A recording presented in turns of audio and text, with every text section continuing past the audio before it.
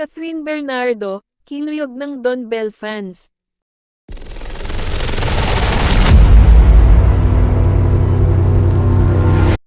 Hindi nagustuhan ng ilang Don Bell fans ang kumalat na video ni nakapamilya stars Donnie Pangilinan at Catherine Bernardo. Sa isang episode kasi ng Christy Fair Minute nitong Biyernes ika-12 ng Enero, sinabi ni showbiz columnist Christy Fairman na pinipig-ipit, tinututukan, at binebembang ng nasabing fandom si Catherine dahil dito.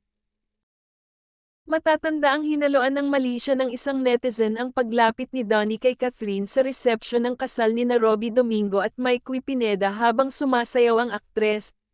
Pero sabi ni Christy, ano naman pong masama kung in-entertain naman ni Donnie Pangilinan itong si Catherine.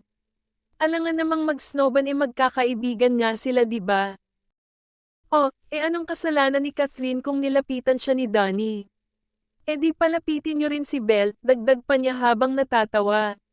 Nauna nang magsalita sa isyong ito si Donnie at sinabing magkaibigan lang daw sila ni Catherine.